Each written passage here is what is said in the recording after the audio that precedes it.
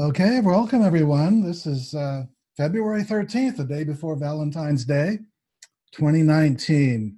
Welcome to Brilliance in Commerce and the Trust Webinar 13, February 13th. We are going into a very interesting period in history, as you know, a time in the transition between the Dark Age and the Golden Age. And the traditional concepts of generations ago that have been serving the good, the healthy, the happy, the bright, the light are surviving and flourishing and expanding. So welcome. Thank you for joining us. We'll get right into going ahead with today's topics. We are Brilliance in Commerce, a project of La Vérité, which means the truth in French, House of Freedom International Natural Law Trusts, Liberty Debt Elimination System. We have affiliations, meaning anyone can join us to help spread the word. We have wealth building systems, credit repair, gold purchasing concierge, offshore asset protection, Monaco Management Group, wealth management, cryptocurrencies, and so forth. We are signatories to the Worldwide Charter for Fair International Commerce, and that is a project of the United Nations Organization, International Business Standards Organization. Today, we are going to be proceeding as we do every month with our wonderful, illustrious speaker, Randall Hillner. And next month, March, again, 28 days from now, the 13th, we will continue with the series. So today, February 13th, next webinar, March 13th. You can put it on your calendar.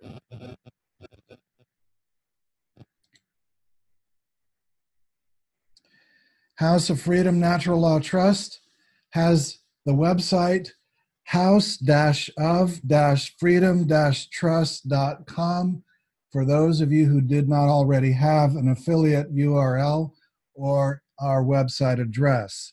That leads directly to the trust page. And our phone number for those who need it, 360-200-7521. For those outside the United States, dial the United States 01 prefix and then 360-200-7521. My name is Tonson Fairmont. I'm the founder, member of the Board of Advisors of Monaco Management Group. I've been a speaker on radio shows and offshore investment seminars and the author of Sovereignty Consciousness and the forthcoming Cosmic Renaissance. We call our trust international because they are not subject to the jurisdiction of any government or any locality or geography for the sake of validity or authorization. They do not derive their authority to exist from a statutory body. They derive their authority to exist under the universal right of contract, which is worldwide, it's global. We call it natural law to distinguish it from the many inferior common law trusts, although in practice, the transactions of the trust can be based on the common law of any particular area of the world. It's been a best kept secret of the super rich. It's been known that the wealthiest families in the world have them. The Vatican, the Federal Reserve, many of the elite have used this design. They have traditionally been called many things: Massachusetts trusts, Kennedy's, Mellons, Hunt brothers, many other families have used them. Today is a day when you hold in the palm of your hand a smartphone which has more computing power than 50 years ago the biggest computers have, same as trust technology. It has been advancing, it's been growing, and the great technology of asset protection at its most advanced level has been inherited, has become into the hands of average people like us. And thanks to Randall, we've been able to derive the greatest teachings of the best mentors. And that's what we're going to focus on today, is what are the teachings of the mentors, the people who understand the best principles of trust law. Randall is the head of our Brilliance in Commerce Trust Department. He's the founder of House of Freedom Trust, White Light Unlimited, One People's Public Trust, and the creator of the International Natural Law Trust. Today, we're going to be going into what the elite asset protection mentors have been teaching, the most adept masters. These are the ones that Randall has studied with, and I've read some of their works, and so some of you have. These are the people who are not necessarily attorneys. Attorneys, bless their hearts, have been to law schools where most of the laws are geared towards the vested interests. They are statutory. Generally, the trusts that come under statutory law are expensive, complicated, unnecessarily wordy, full of legalese, require professionals to interpret, to write, and they are considered not favored by the more advanced families for the simple reason that private contract law is superior and transcends the provincial statutory law that changes every year, that changes every time Congress is in session or Parliament is in session. The common laws, the natural laws of don't steal, don't lie, don't cheat, don't violate the rights of others, keep your word, keep your contracts, your agreements. These basic principles underlie the Uniform Commercial Code, which is global.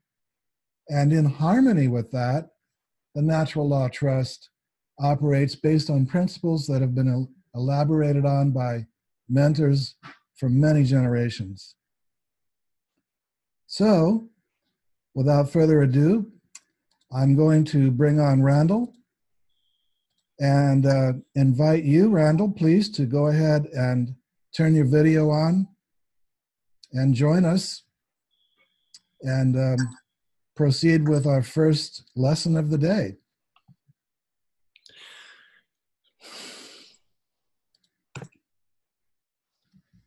Okay, I don't see my microphone should be on. Can you hear me? Yes, yes, yes. Your video is on. Your sound is loud and clear. Great. Well, looking good. Thank you. Thank you. Aloha. Do you have more to say? Do you have more to say? No, go ahead. Aloha. Okay. All right. Hey, folks. Welcome to House of Freedom Works. And some of you in the audience have had our trust, and some of you are in that loop where they got to make some decisions, and so that they can step into our private irrevocable trust and your contract with trustees, either yourself or anybody else. And looks all good to me. Let me pull in my Zoom.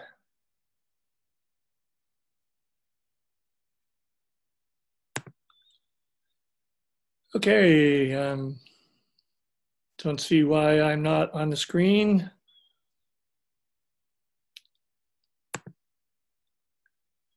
That is really strange. Can you see the slide? No, there's no slide. Yeah, we're doing the screen sharing and the slide is up, definition of terms, and your video is in the thumbnail.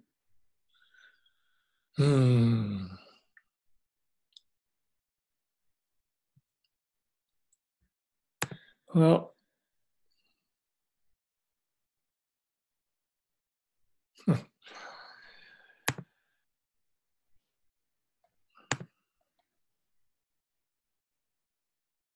we're getting comments in the chat saying they can see you very well. I can't see. I thought I unmuted my sound. Do you hear me, Thompson? Yes. Do you hear me? Yes, absolutely. I just don't see any slides. So well, everybody's seeing and hearing you. How to see your slides? How did you do it before last month?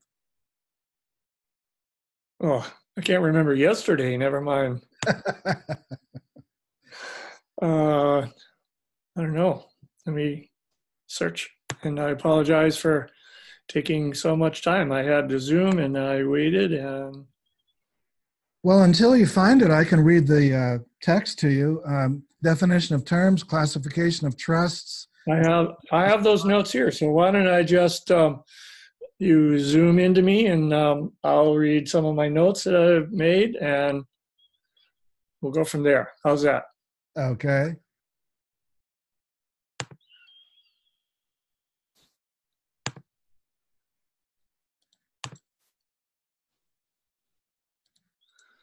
Okay. So hello, everybody. I hope we can do this. This is a different process because I don't have any slides in front of me, but I do have, oh, here we are. Hey, thank you, Townsend. Very good. I didn't do anything. Well, must be my fault then. Okay, we got these beautiful definition of terms. And that green all over there looks like my front yard. It's pure jungle. You have to make a path through it every couple of days just to get to the car. That's how steep we are in greenery. So today we're going to talk about the whole essence of what we do together. Some of you are settlers or grantors. Some of you are working in the trustee role. So we're going to talk about those different things and what each one means. So on number one, we have active versus passive. Okay, so that's classification of our trust, and how that works is if, in fact, the trustees are doing the investing with the asset. Suppose you give something into the trust, and the trustees are going to take it and run with it. You're going to, as grantor, let's say you say to the trustees, okay, I would like so much to go here and so much to go there. And then that's called an active trust because the trustees are taking part, and you as general manager, if you're the grantor, let's say you're the grantor and you have two trustees, let's get on that particular cycle. So you may make a list of things that you want to do, and you want the trustees to make it all happen. So they work with you and invest here, invest there. They actually are, you're like your wealth manager. You have assets that have gone into the trust, and between you being a general manager or anything else, then you are having the trustees take an active position, which creates an active trust. So in other words, it's a working document, and it's always upgrading and refining, doing the investing in different commodities or whatever you want to do. So this is a role that most of you are going to be involved with because the trust is meant to be kind of active. But I have a few clients that have had an asset and they don't want to work it at all. It's all set. There's certain amounts of money that come to the trust. And so that would be like a passive trust. The trustees really don't do a lot of work because you have given your asset to the trust and it's going to sit there. Sometimes people have a portfolio. They turn the whole portfolio to the trustees of the trust, and then it just sits there and churns. And the trustees, or you and the trustees, say, okay, we're going to send a check every month to you, and that's how the trust works. On the other side is where the trustees are actively working to invest that asset portfolio into different commodities, whatever you think is right for your working terms and whatever you'd like to do. So active and passive is a minor role, but it actually plays out really well. let's say now you have minimal portfolio, minimal assets, but you're expecting something big to come along um, into your den of having a good life. And so it would be an active role, um, active and passive. The passive one would be where the trustees just take that portfolio and stick it into an asset building process, and then there's no real work involved. Whereas with an active trust, you as manager or the trustees as trustees have to get involved on a daily or weekly basis anyway and work it. If you're the general manager, say you're the grantor and you just want to be the general manager and you want two people to be trustees, as long as one of the trustees is unrelated to you, then that would work. So we have two trustees. Now you can have a situation where you want the trustees will be co-trustees, and so what that means is that one of the trustees can be a family member related to you.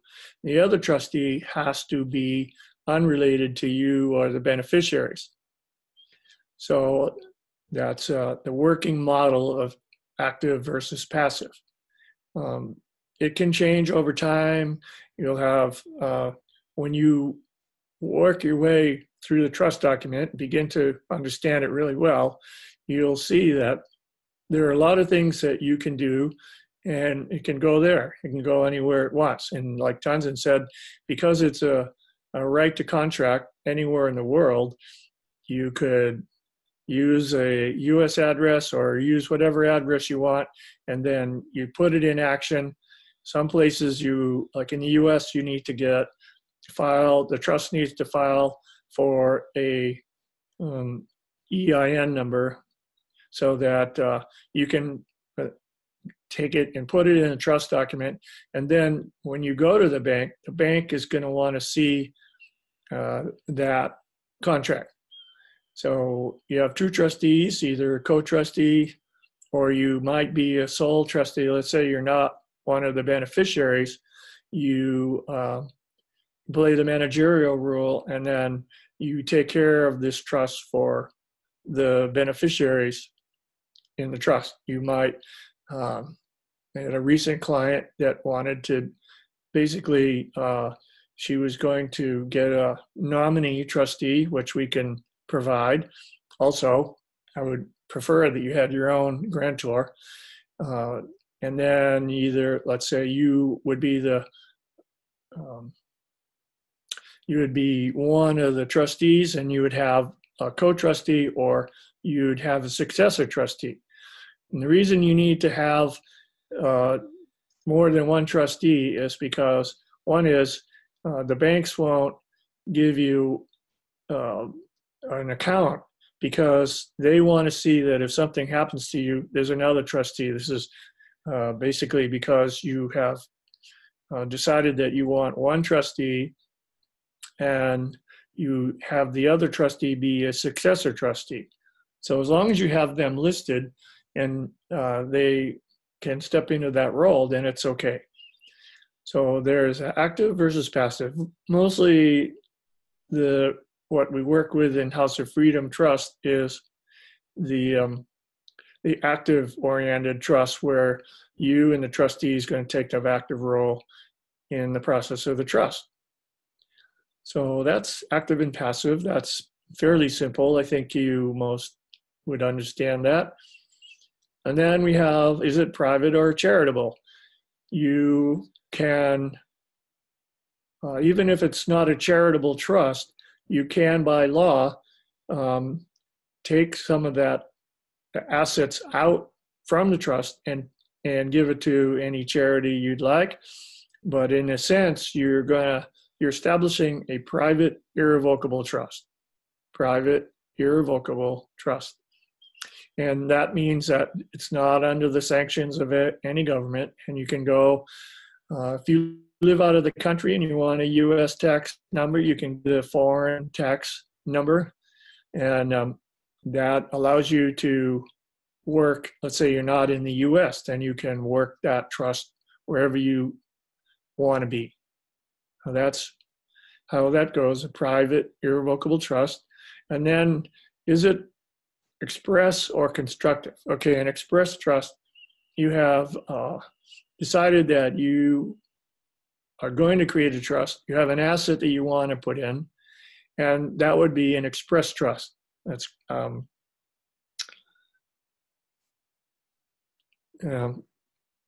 lost my thought there for a minute, but express or constructive. A constructive trust would be, let's say you have an asset and you're passing on, and so in your will you say, I want this particular asset to go into a constructive trust. So in other words, somebody else will set it up, and then it goes from there. You have your beneficiaries in mind, you have the trustees in mind, and so there you go, active and passive, private or charitable, and express or constructive. Again, let's stay on the left-hand lane and say that's an active, private, express trust, houseoffreedomtrust.com. So that's, if you keep your questions, just write them down and keep it aside. We'll, as soon as this little process is happening, then we're going to open it up to questions. And I love doing questions because it's a more active participation for me. Here I am just talking my skill language, and hopefully I get it simple enough so that it can be understood by everybody and anybody. Okay, next slide. Okay, expression of intent. Okay, so this is where you have saying, I want to create a trust, and you come to us and we step in and we create this dynamic trust for you. And it's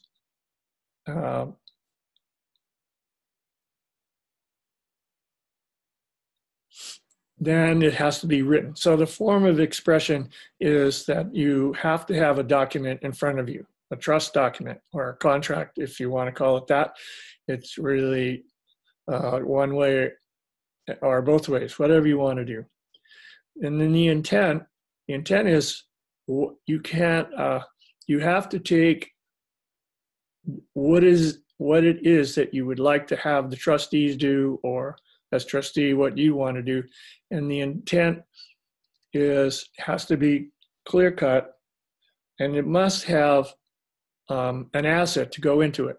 Now, some of you are not really putting anything into it. You're stretching the dollar to go and either pay for on a monthly payment or to buy up the trust right away.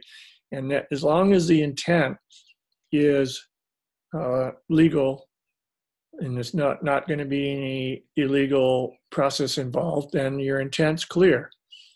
And then the next one about time expressed is you need, especially around foreign currency and the RV, you have to date stamp your assigning the assets into the trust so that you don't own it anymore and the trust does. But that's a time expressed or a date stamp expressed. In other words, when I send you the form or we get the form, I may come email back to you and say, okay, or a client will call me and say, what do I put for a date?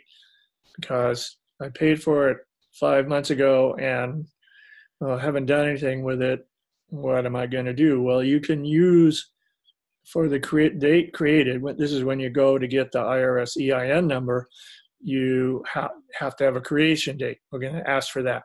So you can use present time, or you can go back to when you first either heard me and Tanzan, or you knew that you wanted to do that, and that would be that date. So you might be, let's see, we're going into March, but let's say you want to date it to the first of the year. You just have to use that as your creation date, and you would use present day for the indenture. In other words, you might tell, when you go to get the number, you might say that this is created on the 1st of January. But when you sign it, you can use current time, current date, and that is your solid time expressed. So you have a form of expression, which is the trust document. It's very clear when you get the document. Those of you who have it have seen it, and I encourage all of you, because I've fielded many questions. Well, what date do I use, and what am I going to need? And that document can then be considered work in progress, and the date is either first of the year or whenever you first thought about it, and then you have to sign some of the documents in current time. And if you're doing this for the RV and just waiting for the RV to happen, then it doesn't matter, but you have stamped your date on there and sign it under that date. So it's very flexible, but you do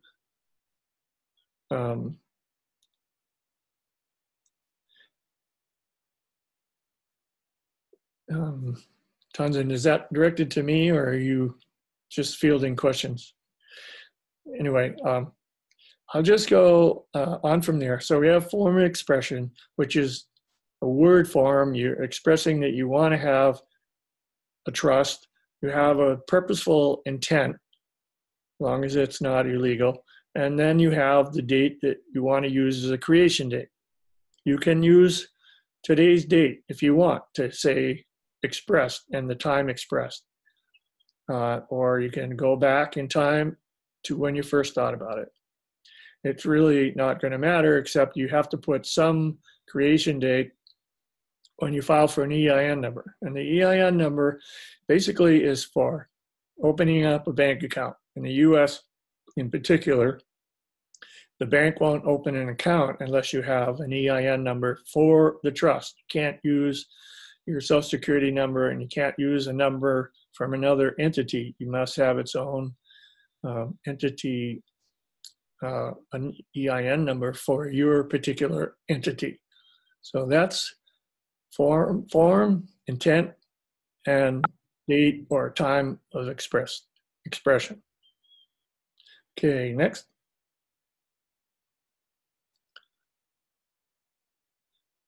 Okay, so now we have trust property. So you've had, basically, you need an asset to begin the trust.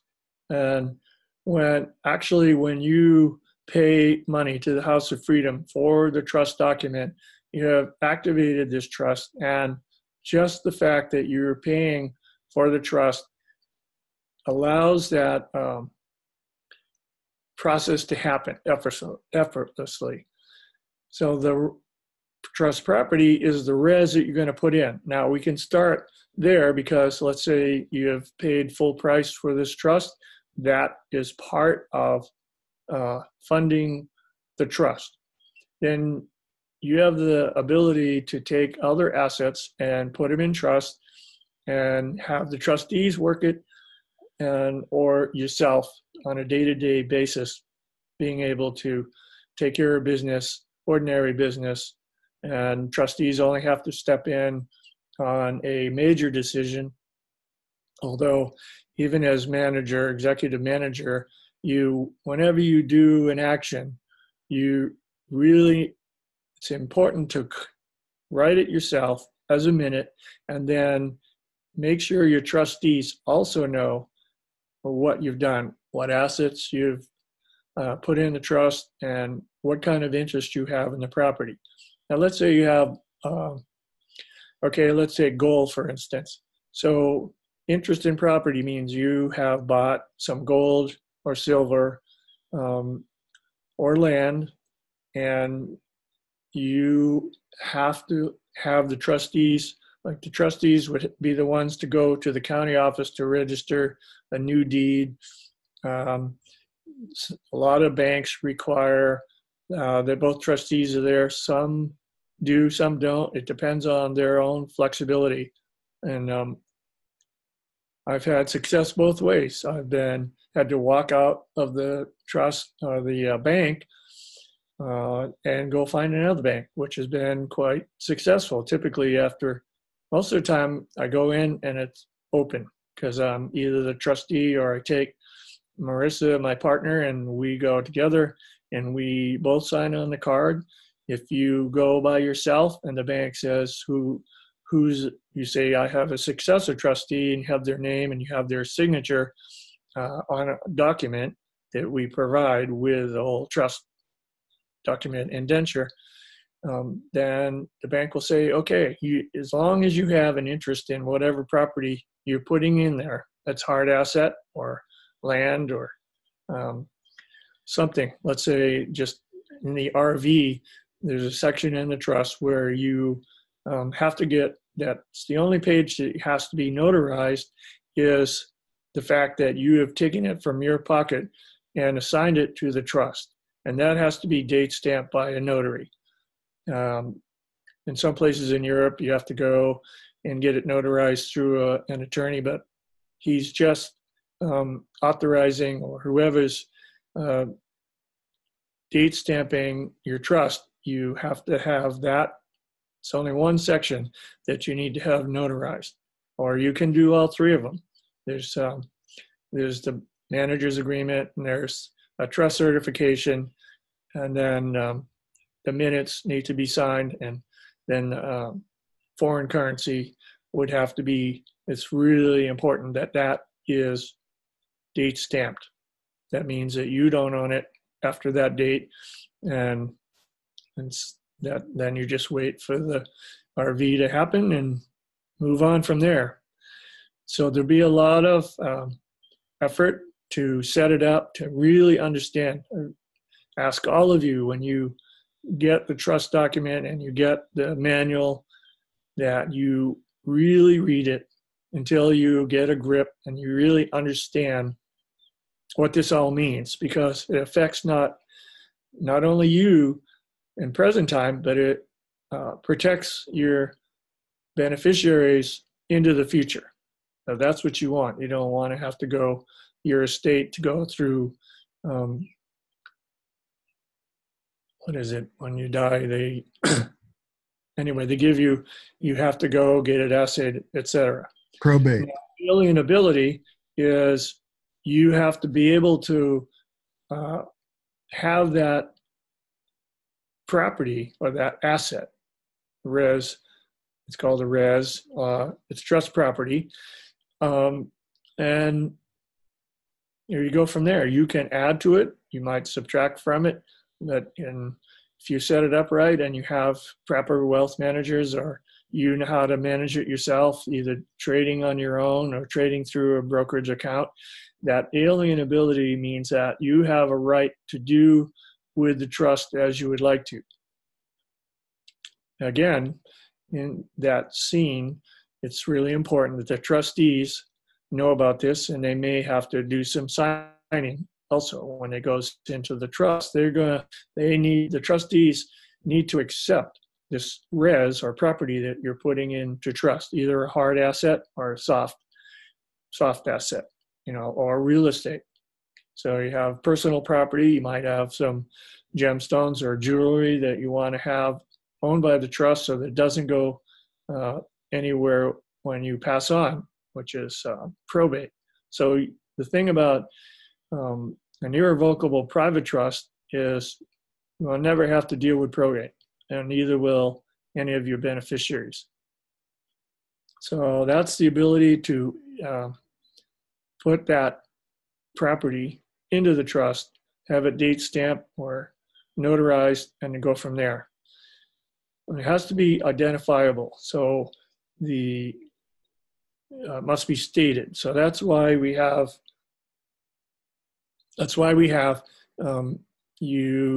two parts of the trust. Well, there's more. There's like 5 parts, but you have the trust indenture, Then you have your trustees accepting and signing their willingness to be a trustee, and you have to make sure that they know what's going into the trust, whether it's hard asset, gold, silver, jewelry, or maybe some paintings that you have that you want to make sure don't go anywhere.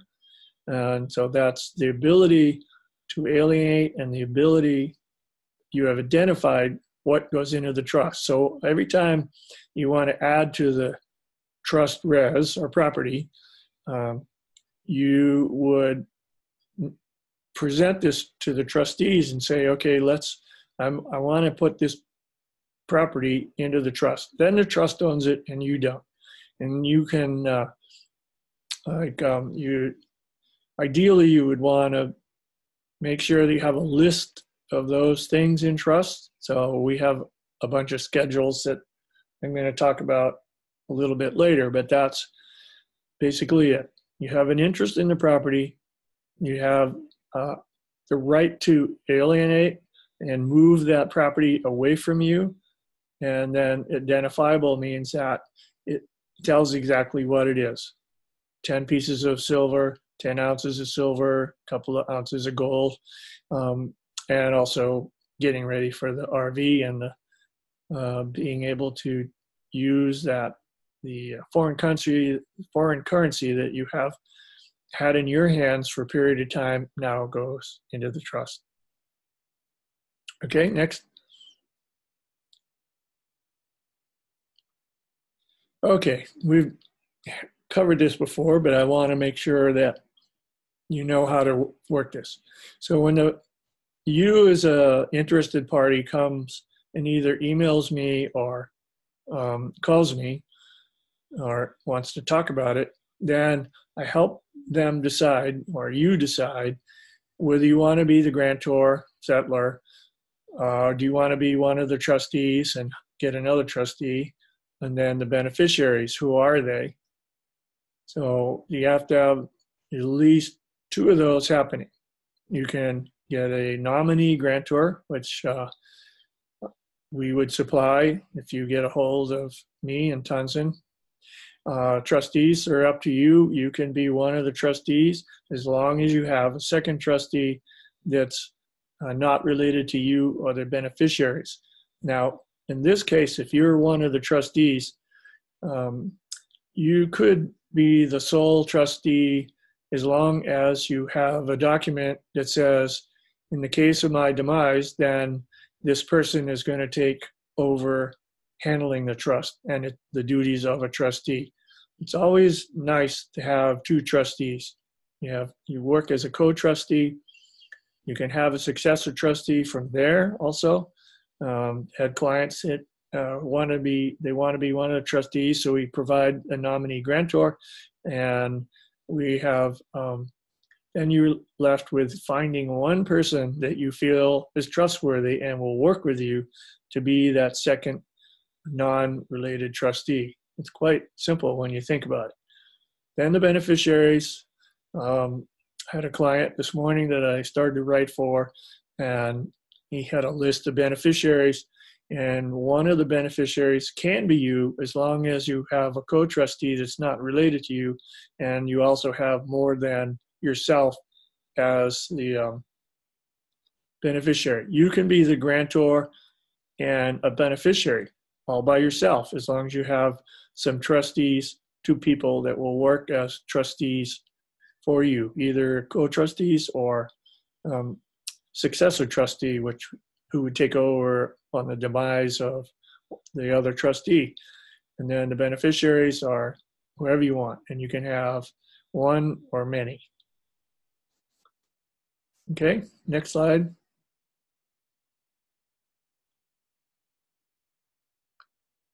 Okay, trust purpose. Obviously, the purpose, well, purpose in general is that you want to create a trust and you want to put assets in it to be protected from suit and or probate. But the purpose of setting up the trust must be lawful. In other words, you can't run an illegal business out of a trust and and make it work, because at some point that will put all of the trust asset in jeopardy. So you want to have anything lawful. If you're doing unlawful stuff, then keep it in your side pocket and don't put it in with a trust that will taint whatever assets you may have in there as well. And the permissible duration is a rule against perpetuities. Means you can't just say forever. You have to have an ending date at some point, maybe. So the rule against perpetuities means that I have it written in our trust for House of Freedom that it's 21 years plus lives in being. So in other words, let's say you have children and you have grandchildren, then the trust would be able to stay renewed because there's people out there who are going to grow into it after the 21 years. And you start with 21 years, and then at the end of the 21 years, you have to decide, you and the trustees have to decide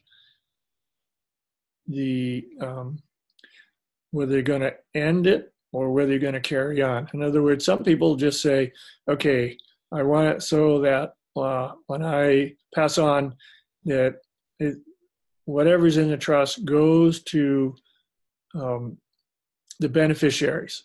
And so right there, you have stated that, okay, at the end of 21 years after your demise and the demise of those people that are alive at the time that you created the trust, then it can go on or it can be shut down. In other words, the trustees or the beneficiaries may say,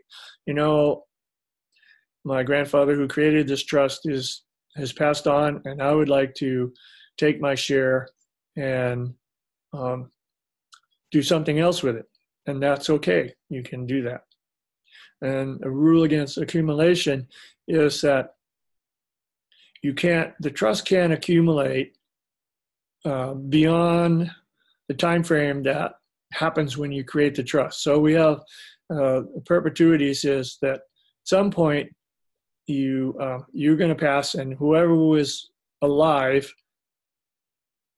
at the time that you created it, after they are done, they can either say your grandchildren are some of the beneficiaries. Then they can say to the trustees, we would like to have the trust end and take our share now.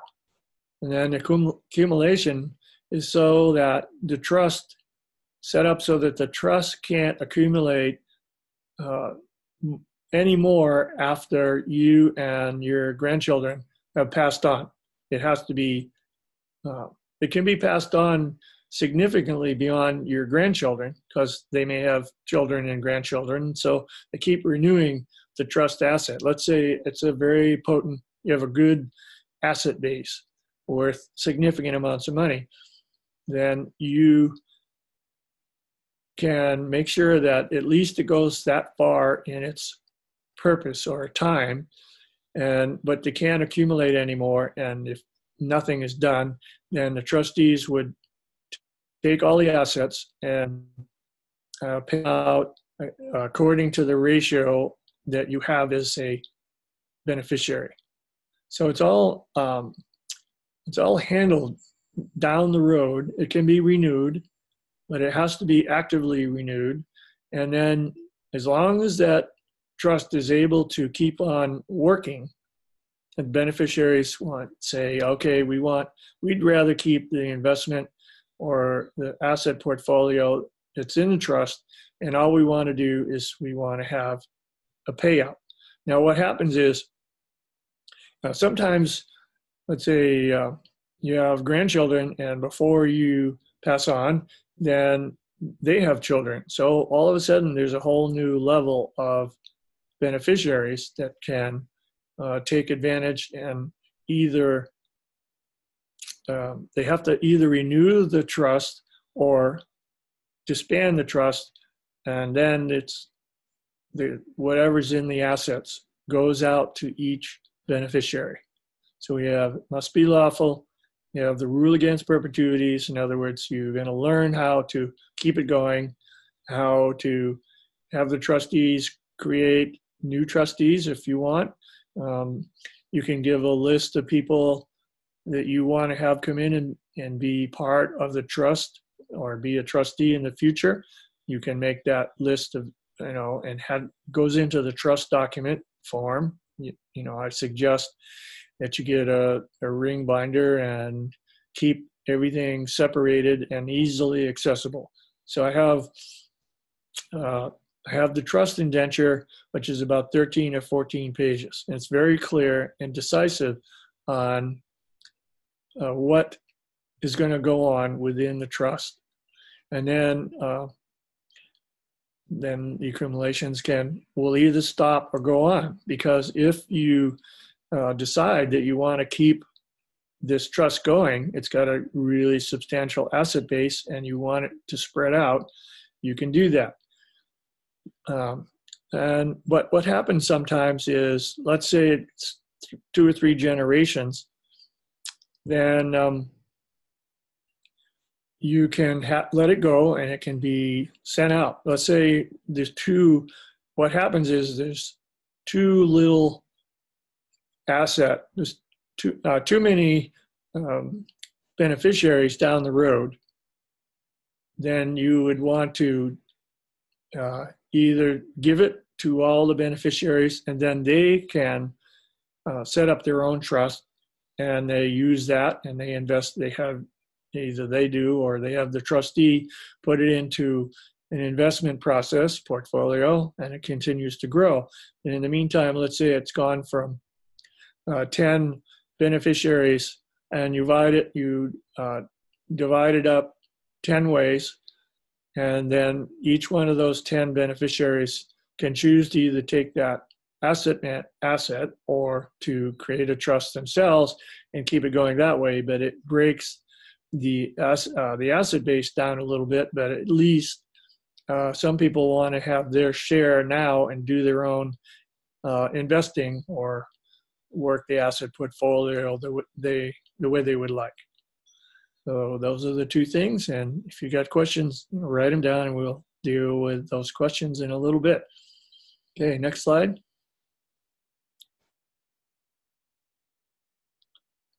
Okay, so this kind of sums up what I'm going to talk about today, but we'll expand on it. So you've created the creation of express trust. That means that you have decided to create a trust. And what that becomes when you're alive and well and taking care of your asset portfolio or whatever you have, then you basically, what they call is an inter vivos trust, which is it's created while you're alive. It's not created from a will, which is a constructive trust. But this express trust is by your, you want to make this happen and get it out of your hands and keep it protected and also continue growing. Okay, a requirement is a declaration is when you declare that you want to set up a trust. And that's what happens when you go to Brilliance and Commerce, that's basically your beginning date for the trust. You say, I want to create a trust. There's your declaration right there. And when you get the trust document, you will sign, part of that would be the trust indenture, which is about 13 pages. And that's your requirement to declare that you're setting and working a trust.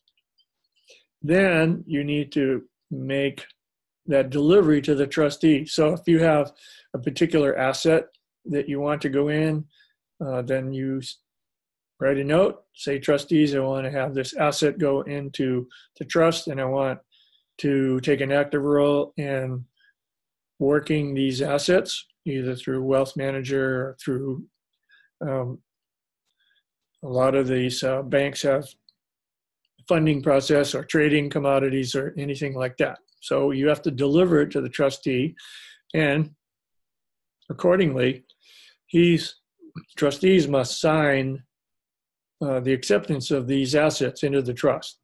And how you do that is there's schedules, A, B, C, and addendums.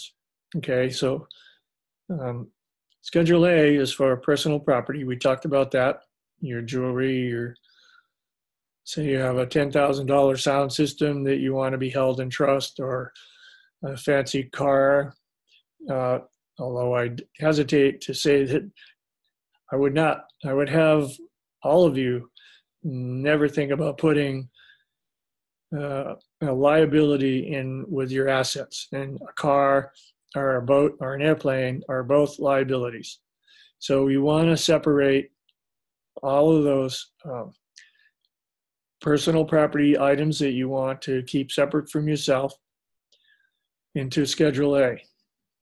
And Schedule B, that's assignment of property. You might have a piece of property right now, I'm working with a couple of clients as we speak, that want to have their property go into the trust, and the trust would hold the property. And then that's assigned to that Schedule B, and then you and at least one trustee would need to go to the county and have the transfer of deed to go from your name to the name of the trust.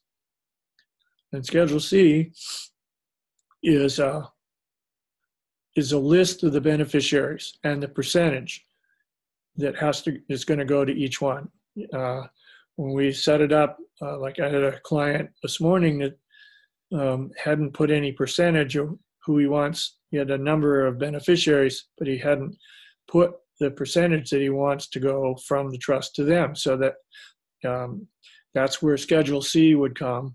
And that list, the Schedule C is important because they want to see, somebody may want to see the fact that there are beneficiaries who would receive some of the asset base on a percentage-wise, or could be a fixed number. So Schedule C might say, Cousin Ralph, I want the trust to give him $10,000. And then he would be, once he has that, then he would step aside. He would have gotten his part of the trust that he was given by Uncle Joe, who signs. And then while we have an addendum specifically for the foreign currency that some of you are holding, and you want that addendum, that's the one page that needs to be notarized. You can notarize, what happens is there's a trust indenture, and then there's assignments and appointments, and then there's the beneficiary base, and then that's like there's an abstract that comes at the end of the trust. In other words, after A and B are filled in, then addendums would take place. Let's say you hold foreign currency and you assign it to this addendum, and that's what you have to notarize. But that all of the documents have to be signed by the trustees, you and or the trustees. And you can, I've had clients, I had it for a while where you would take the abstract and you would sign it in front of a notary, all of it. But I went back to my original teaching, and we never used to have to go to a notary except for transfer of land on Schedule B. But you will need to go to a notary for addendum Schedule A, which is foreign currency. Now, some of you have been opening up the bank accounts already, and I advise all my clients to do that they need to take that addendum for the RV foreign currency and take that out of there and not talk about foreign currency to anybody, or especially to a banker, until the RV happens. And then when the RV happens, then there'll be a whole nother process for that to go. So that's who signs. You as grantor, you as general manager, and the trustees would all sign wherever their names are. When you get the trust document, when I've gotten the form for you and it's done correctly, then I'm going to send you all of those three or four parts, and you can separate it out, make one each separate, and especially addendum Schedule A, you want to take that aside until the RV happens, and the minutes are private, and so you can take those out too, or you can leave it in the way it's the numbers that are on the pages. If you take out certain parts of it, they may say, well, where's this part? And you just have to say that those are amendments and addendums, and I don't need to show that to you at this time. So the minutes are private, and your amendment for foreign currency is private, and they don't need to do that. And sometimes I had one client that went into the notary, and she wanted to see she wanted herself to notarize the whole document. And I said, no, that's not the role of the notary, is not to okay the document. The role of the notary is to notarize your signature, and you really only need it on addendum A, which is for foreign currency, and you don't need it on the rest. Or if you choose, you can, and your trustee is with you, or you have the two trustees, you can go to a notary and take the abstract, because part of the trust document will be an abstract, which is a condensed version of the whole trust document down to 1.5 pages. And then trust certification is where the trustees verify that this is what it is and what's in here. And it can all be notarized if you choose, but it don't have to be. The only thing that needs to be notarized is the foreign currency. And I caution you to talk about any foreign currency until the RV happens, and certainly not to the banker. That will cause a hornet's nest to happen. So leave that aside until the RV happens. And don't worry, you'll have plenty of time to collect that asset base from the addendum of what you put in when the RV happens. And of course, everybody's signing where their name is. There's grantor, there's assignments and appointments, and there's the beneficiary document, and then there's addendums. And you may, over time, make amendments to certain aspects of the trust, which can be modified.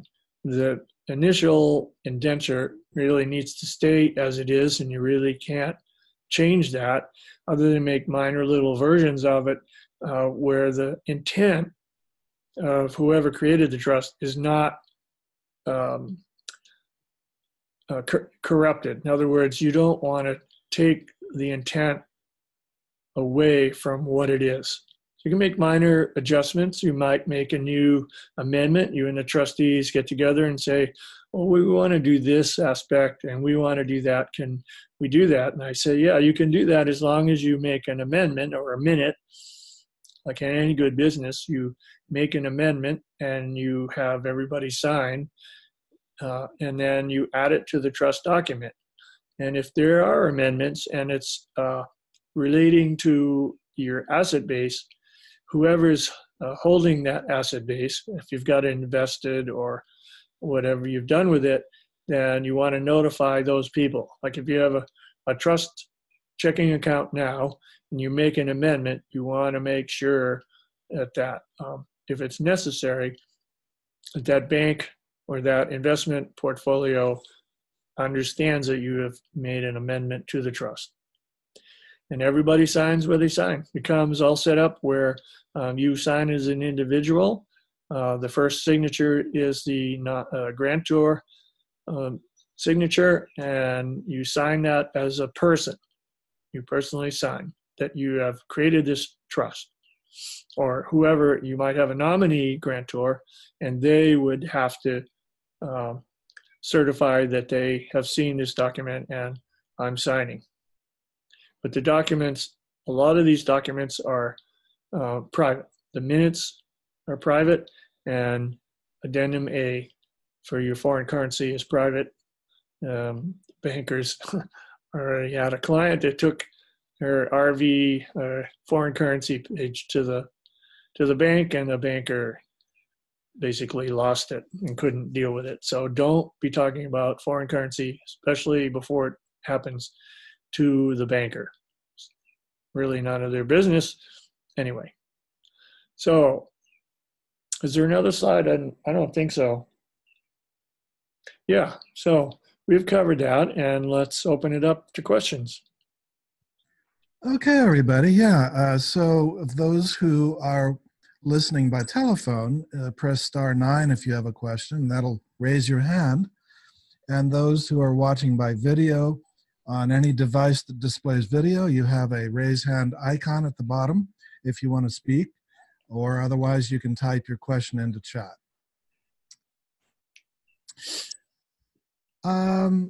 We have Dominique Randall. You recall her in California. Well, I'm sure once I saw her whole name, Dick. Okay, so in California, she says notaries are to ask for the whole document in order to glance and see that there are no unfilled blank lines. We can only notarize a filled out document. This is California notary laws, might be different in other states.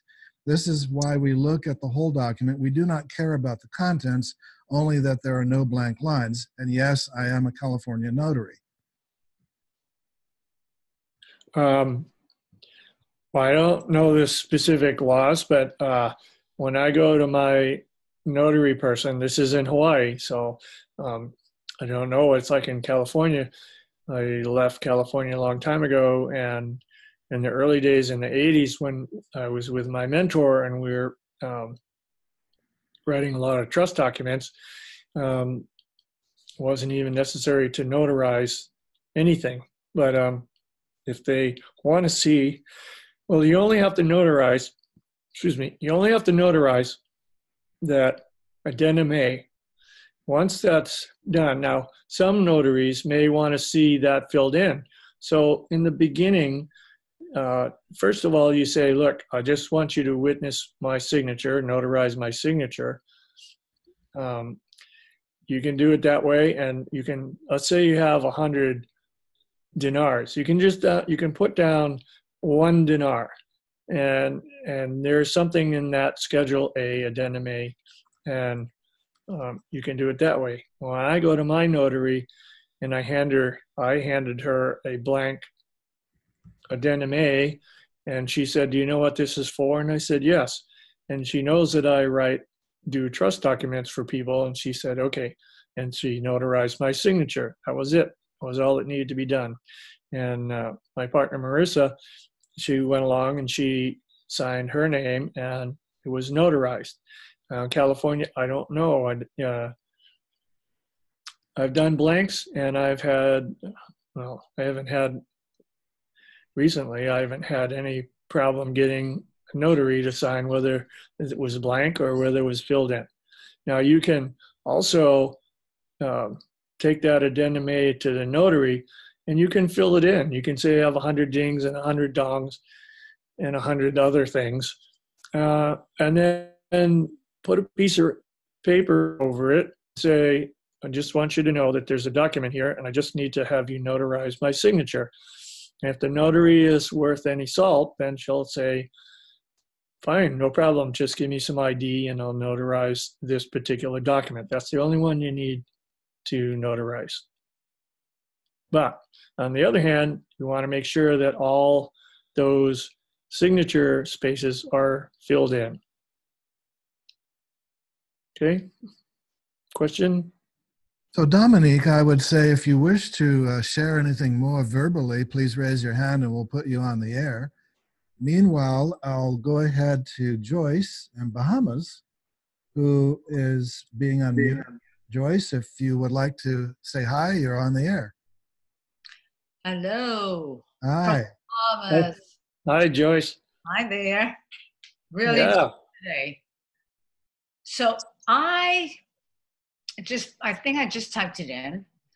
I've had a day full of things, and one of them was my wealth manager from Chase just dropped me. He said, I think you better look for another bank.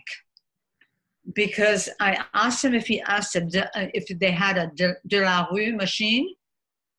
And I just heard you say, Randall, that you don't tell them that you have currencies. But not at this time, I wouldn't. No, well, he knows. He knew. Yeah. And he says, I can check and email you about the dong, but if it's a Iraqi dinar, we're not dealing with that. So you have to go look for another bank. So my question is there any kind of bank? I mean, I'm in the Bahamas. I could use a Bahamian bank, but everything is set up with the trust for it to be in the United States. So, well, you'd have to start going back. Whenever you go back to the U.S. or how you connect with your trustees is you just have to go look for another wealth manager, another trading account, or however you want to work that asset. but I don't.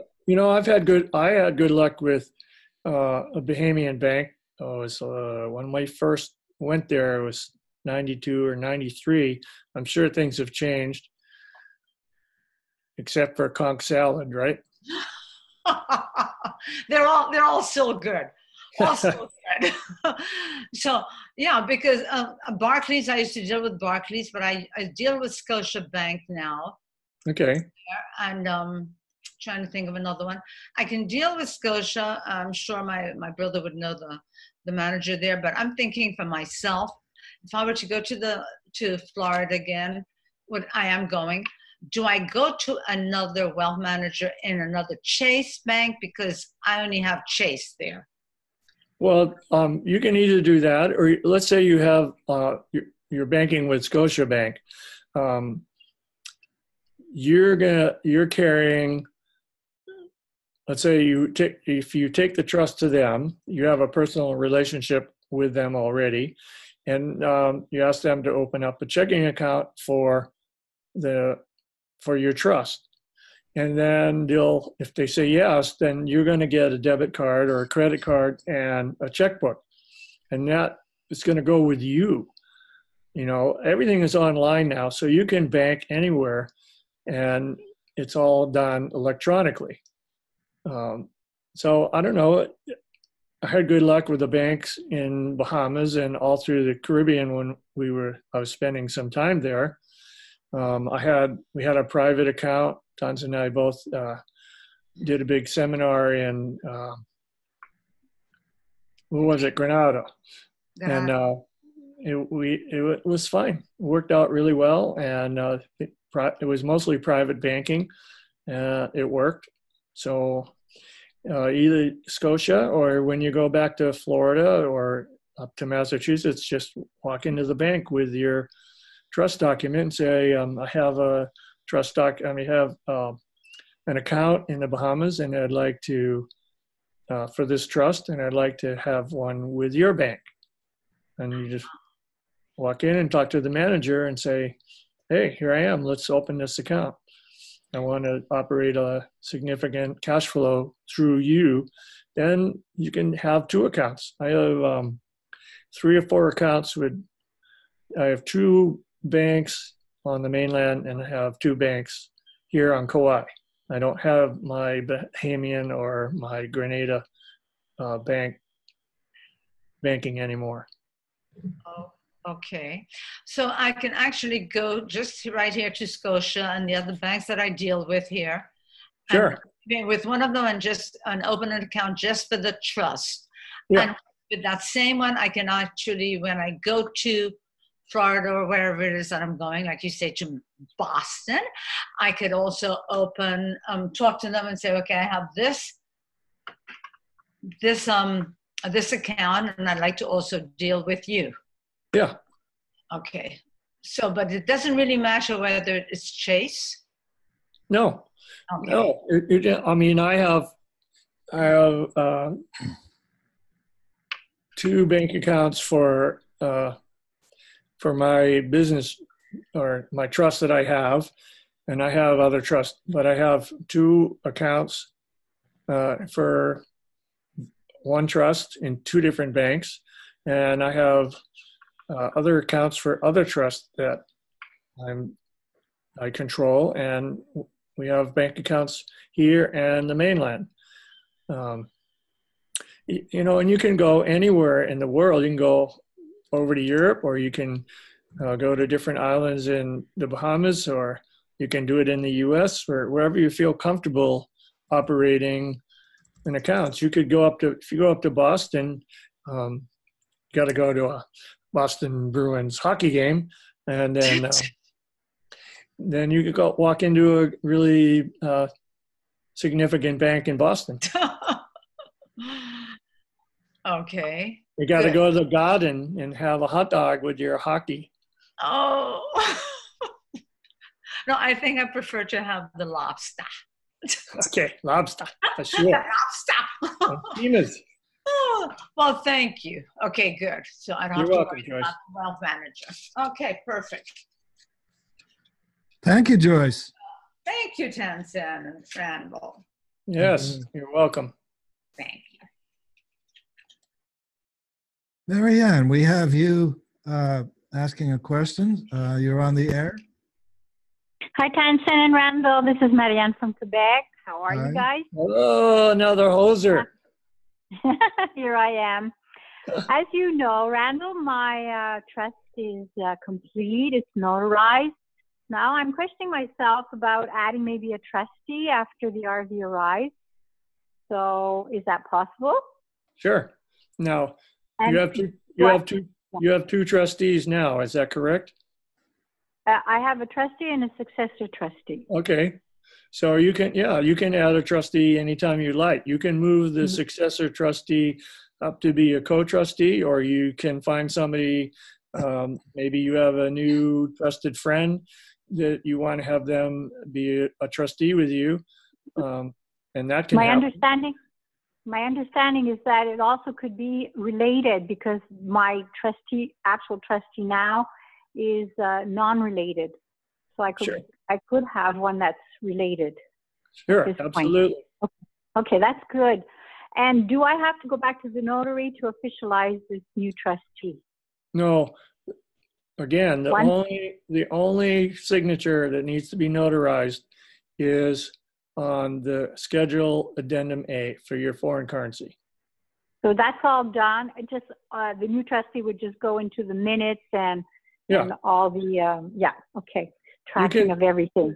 Sure. If you go through the trust document, you'll find an appointment for the trustee now, and you can make a copy of that, and then you can change the name that's you're appointing to whoever you want to appoint now, and then the other trustee signs and you're done. You don't have to get that notarized. You can, but you don't have to. Okay, well, that's great. Could it be done the other way with like two signatures? Like sometime we said something like that it could be two people, like witnesses signing a document? Yeah. Sure, I've done that. I have for the second trustee would be okay. Say again, please. So that would be enough for a second trustee to have absolutely two witnesses. Okay. Well, you don't even need that. You can do that if you want, but you really just need to appoint the trustee you have at present time and yourself. You would say, we want ABC to be our third trustee or co-trustee, and then both trustees now would sign it. Or if you're the only trustee and you have a successor, then you would sign it and they would accept that appointment, and it would be going from there. And you put that acceptance sheet in the trust document and keep it private and keep it safe. Okay, perfect. I have a really weird detail here because I've read some things about when people sign, they need to use a blue pen or forget if it was blue or black. And lately I had my trustee sign the document for the bank because we hesitated in between, you know, signing it before we go to the bank or in front of the banker. Or, so I, just in case, I had her sign it, and she signed with a pink pen. Yeah, that's anyway. fine. Yeah. It's okay. Oh, yeah. It's No. a weird question, but I was really. I have a document right here. Okay, so it is I have okay. a document here that basically I signed it as trustee and put my thumbprint on it in red ink over my blue ink pen. Oh. So we can do that. It doesn't Sounds matter good. what color it is. I mean, if you go to a banker or a notary, they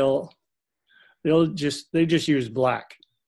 So Yeah. I guess when we were doing the International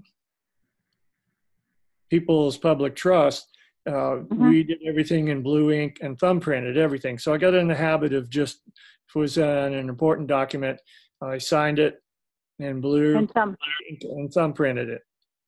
Okay. Here. Well, that sounds great. Thank you so much for answering my questions. And thank you for all the information. It was great. Okay, I'm going to show this to you. And can you see that? Yes, I do. That's all you need. Well, that's perfect. As long as you have your thumbs. As long as I have thumbs, I'm okay. Okay, take care. Thanks a lot. Okay, thank you. Thank you, Marianne. Okay, we have questions in chat, and this one says, Trustee 1 is in Florida, Trustee 2 is in Georgia. Some strategies to notarize the Schedule A? All right, so here you have multiple options. You can take the original and your trustee in one place signs it, and then wherever he's supposed to sign, he or she, and then he sends it back to you, or he can send it on to the other trustee who is somewhere else, and then they would go and sign the whole original. Or you can take the original, sign it yourself, make copies of it, a number of copies of it, and then send one copy to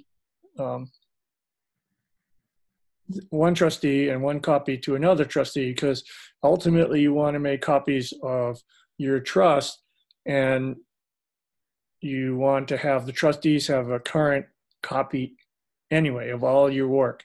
And every time you do a significant decision or you change anything, then you want to make that copy available to each trustee. Okay.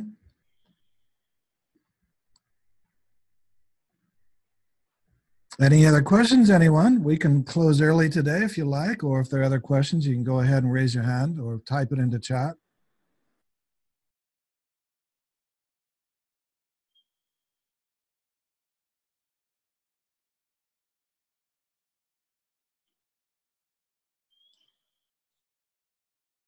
I see a hand. All right. 801 area code, you are on the air.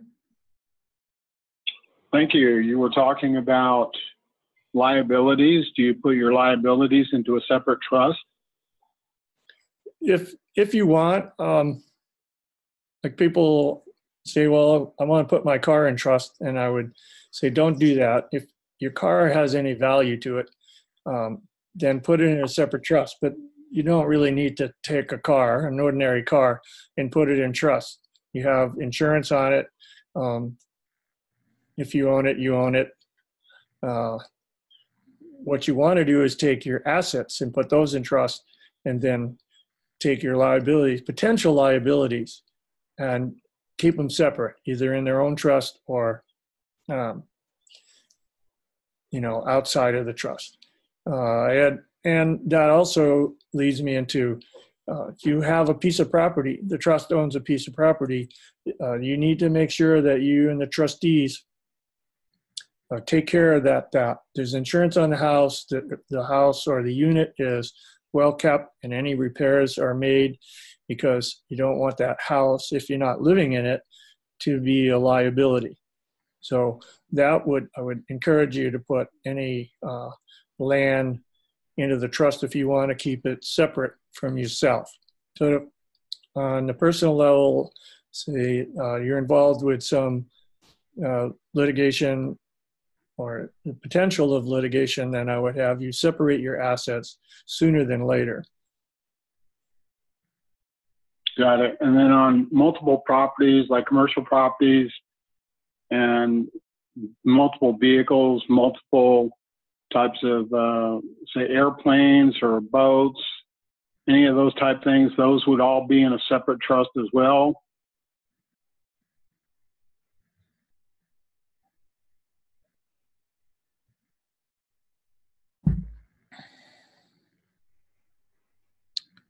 Randall?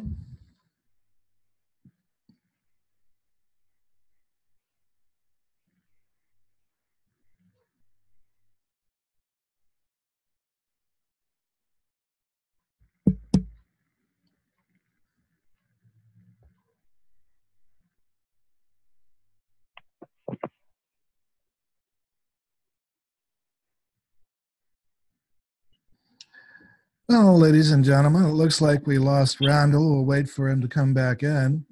In the meantime, yes, the general principle in asset protection is one trust for every different significant asset, different vehicles, different properties. It was said back in the early 90s that the Rockefellers had some 7,000 of these trusts. So yes, any different separate asset, large bank accounts you could separate by whatever demarcation you feel suits you, whatever levels of cash or stocks or other monies, make sense. To never put all your eggs in one basket, that's the principle. Okay, that's clear. So then multiple properties you would separate into individual trusts, because I'm going to be holding millions of pieces of property all over the world. And so each trust would be would it be domiciled in that separate area of the world? The item itself doesn't necessarily need a domicile. It can be located anywhere, and its location can be identified in the trust. And yes, I suppose you could say if there was an incident that were to occur related to that item, that incident could be under the common law of that area of the world, not the trust itself, but just the asset. Got it. Thank you very much, Jonathan. This is Robert Sakahara. Thank you. Hi, Robert. Yes, very good.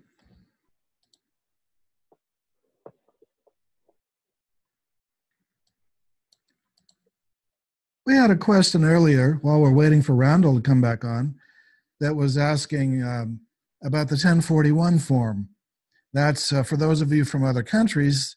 In the United States, the form that statutory trusts use to file tax returns. No, it is not required for the natural law trust to file that form because the natural law trust is not statutory. Then we have a question.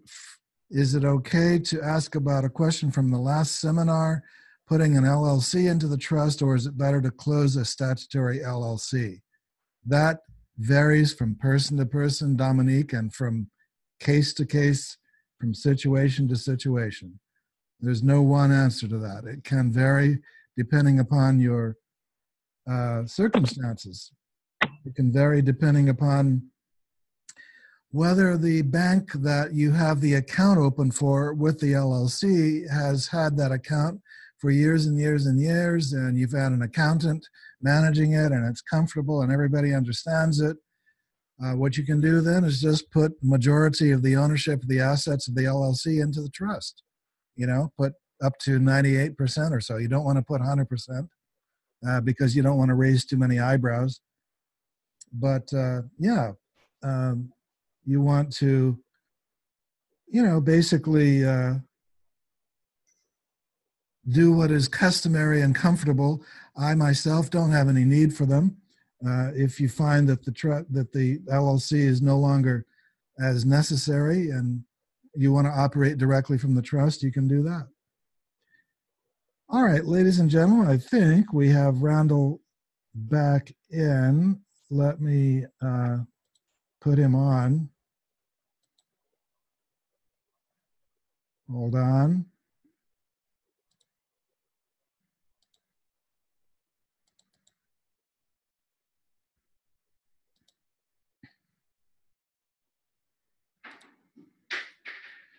Well, we have Randall connected, but I don't think we've made him visible yet. So while we're waiting for that, Randall, if you're hearing, turn on your video, turn on your audio. You've been made co-host. Now, Robert, I believe I still have you on the line. 801? Yes, I'm here. And did you have more you wanted to say? On LLCs, you keep them separate and you do not put those into a trust. Is that correct?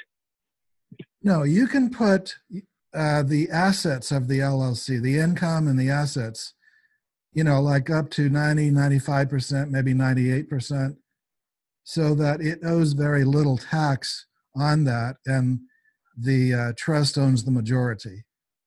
That's how people who continue their LLCs do it.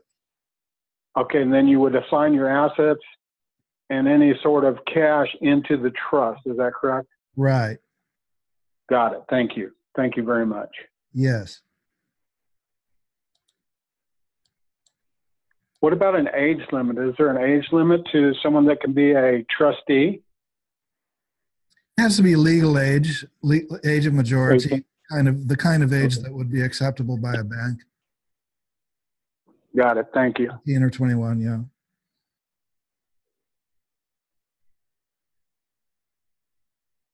I'm still trying to bring Randall back on.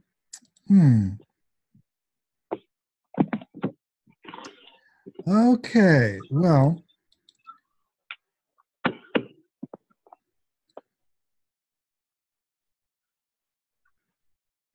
Mr. J, we have you with your hand raised.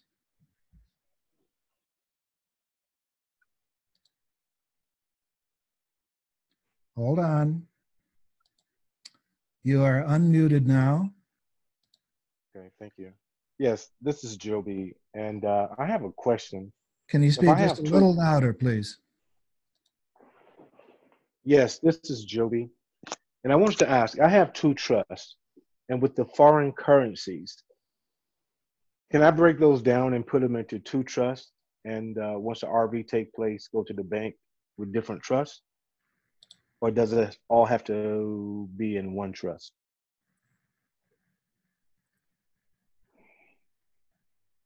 It depends on your wishes. It depends on your priorities. If you have a use and a purpose for 2 different separate trusts, keep them separate. Okay. So each trust has its own purpose. Some are holdings, some are religious, some are humanitarian projects, some are family. Right. Absolutely. Absolutely. I was just listening to some of the gurus, and they had indicated that you can only have it in one entity when come time to RV. Well, you want to exchange into one trust, yes. And then you can distribute the proceeds thereafter into as many trusts or entities as you wish. Okay. Okay, well, thank you very much.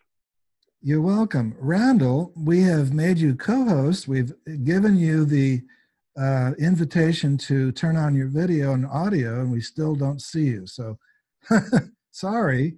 I don't know what's happening, but sorry to miss you. I don't know if it was weather or what happened in Kauai. We've had record snowfalls here in the Washington State area. And Hawaii, we heard about high winds and high waves in Maui.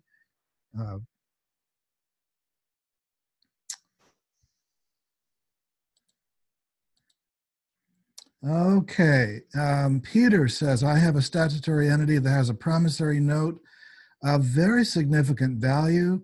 This promissory note may be sold or a service may be delivered to meet requirements to have the issuer make a payment in cash. I am considering selling the promissory note to a trust or the trust purchasing about 98% of the statutory entity so that the value of the note can come into the trust. Does this look advisable, or is there a simpler, more preferable way? Well, and I'm still waiting to see if we can get a sound for for Randall, but yes, you can transfer any asset of any value by changing the title of ownership to the trust and any percentage thereof, 100% or 98%, whatever you wish. And when you say selling it, yes, you can sell it. You can exchange it. We use the word exchange or assign to the trust.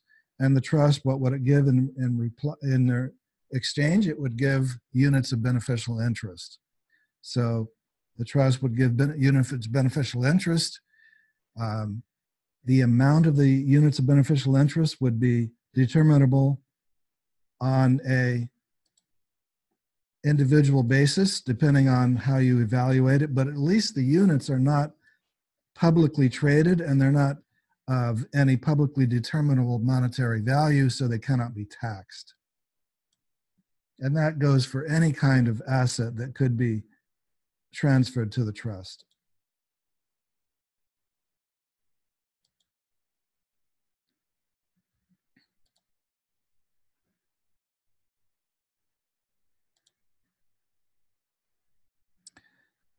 Ladies and gentlemen, really appreciate you joining us at Brilliance and Commerce for February 13th. I've been unable to bring Randall back on, and I guess we're mostly complete. It appears we've answered all or most of the questions.